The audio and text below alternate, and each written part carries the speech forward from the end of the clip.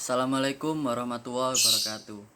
Perkenalkan, nama saya Fernanda Putra Aditya dari Rayon Hukum. Di sini saya akan melakukan sebuah review buku untuk persyaratan pelatihan kader dasar PMI Komisariat Bela Negara UPN Veteran Jawa Timur. Buku yang saya review adalah tentang misteri pembunuhan Tan Malaka yang diterbitkan oleh Narasi dan ditulis oleh Isrizal dengan cetakan pertamanya pada tahun 2018.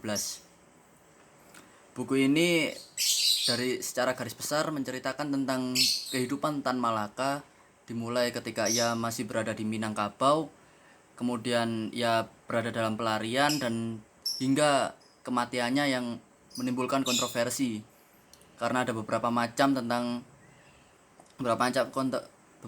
kontroversi tentang kematian dari Tan Malaka sendiri. Seperti yang kita ketahui, Tan Malaka merupakan bapak bangsa yang terlupakan. Beliau memiliki jasa sangat besar terhadap Indonesia, dimulai dari bukunya yang pertama diterbitkan oleh Narda Republik atau Menuju Republik Indonesia. Kemudian di masa-masa pengasingannya ia menulis buku tentang Madilog, kemudian aksi massa dan lain sebagainya. Di buku ini tidak dijelaskan secara rinci tentang buku-buku yang ditulis oleh Tan Malaka tersebut. Namun, di buku ini lebih difokuskan kepada bagaimana perjuangan Tan Malaka untuk mendapatkan pengakuannya kembali di Republik ini. Perjalanan Tan Malaka sendiri dimulai ketika ia di sekolah guru di Minangkabau dengan gurunya ketika itu, kemudian direkomendasikan untuk melanjutkan pendidikan ke Belanda. Selain dikarenakan pengasingan di Belanda, ia mulai dekat dengan ideologi Marxisme, di mana di sana ia mendalami Marxisme secara mendalam, kemudian bergaul dengan teman-teman komunis di sana. Kemudian itu yang mengenalkan dia kepada Komintern atau Komunis Internasional. Setelah dari Belanda, ia sempat kembali ke Indonesia, di mana di Indonesia saat itu ia bergabung dengan Syarikat Islam pada tahun 1923. Di mana ketika Tan Malaka yang saat itu membawa pulang ideologi Marxismenya, ia bergaul dengan musuh, dengan Semaun dan lain sebagainya di Syarikat Islam. Dan itu membuat perpecahan menjadi SI Merah dan SI Putih, yang dimana SI Merah akan menjadi cikal bakal dari Partai Komunis Indonesia. Selain itu, setelah dari Indonesia, ia melalang buana ke berbagai macam negara. Ia juga menjadi musuh dari berbagai macam golongan, termasuk diantaranya yang sebelumnya ia dekat dengan para pendiri bangsa, termasuk Soekarno, Syahrir, dan lain sebagainya. Ia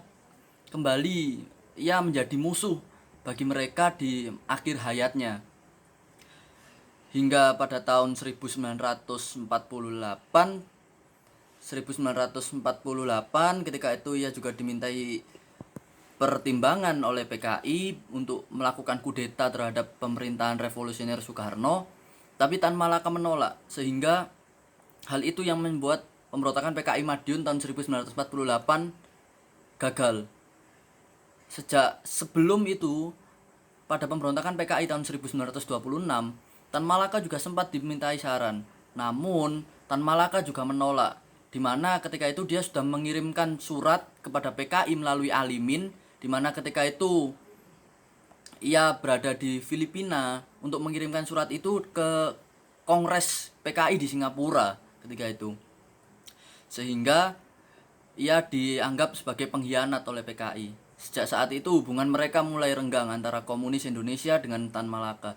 Hingga akhir hayatnya pada tahun 1949 terdapat beberapa versi di mana ia dikatakan ia meninggal di Selo Panggung, di Kediri, atau kemudian versi keduanya ia dibuang di Brantas.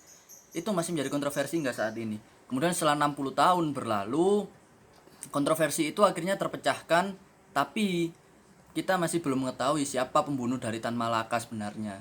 Hanya ditemukan makamnya di daerah Selo Panggung, di daerah lereng Gunung Wilis, dan versi kematiannya pun juga berbeda-beda. Dari buku ini saya dapat mengambil pelajaran bahwa seberapa besar pun jasa kita terhadap Republik, tapi jika ada kepentingan-kepentingan yang orang-orang yang tidak menyukai kita, maka kita bisa saja disingkirkan meskipun jasa kita besar terhadap Republik. Kemudian saya mengutip salah satu perkataan dari Pak Tokoh bahwa sejarah diciptakan oleh para pemenang. Di dalam hal ini pemenangnya adalah pemerintahan revolusioner Indonesia dan yang kalah adalah Tan Malaka, sehingga Tan Malaka dihapuskan dari sejarah Republik Indonesia. Dari saya sekian saja. Wassalamualaikum warahmatullahi wabarakatuh.